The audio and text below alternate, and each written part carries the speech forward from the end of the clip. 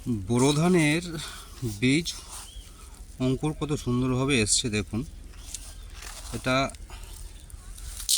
2 রাত একটা দিন জাগে দিয়েছিলাম, তাতে প্রত্যেকটা ধান থেকে কল বেরিয়ে গেছে।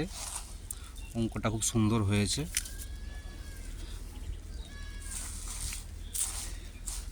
এভাবে কল পেতে হলে 36 ঘন্টা ভিজিয়ে রাখবেন।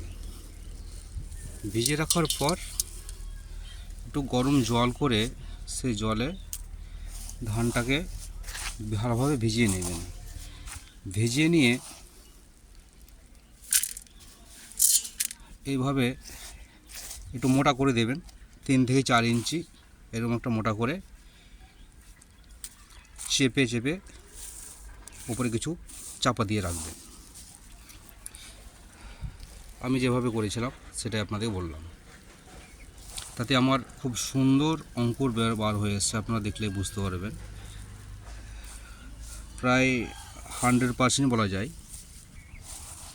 একটাও বাদ নেই, প্রত্যেকটাতেই অঙ্কুর এসছে।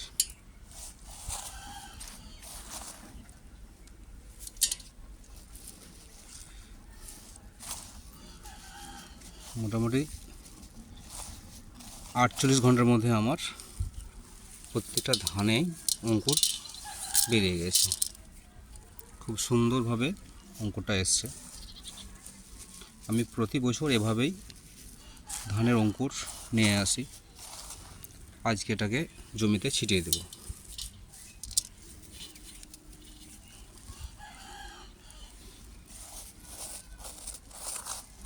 সবার আগে শোধন করে নেবেন বীজটাকে শোধন করার পর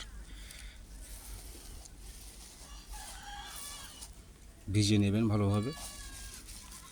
24 থেকে 36 ঘন্টা ভিজালেই হবে। তারপর আপনারা জাগে দেবেন। অনেকে অনেক রকমভাবে দেয়, তবে আমি যেভাবে দিই সেটাই আপনাদের বললাম।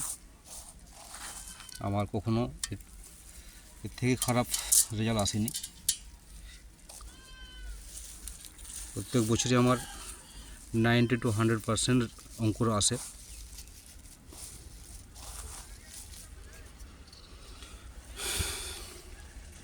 ভিডিওটি কেমন লাগলো অবশ্যই ভালো কমেন্টে জানাবেন, আর ভিডিওটি ভালো লাগলে একটা লাইক করবেন।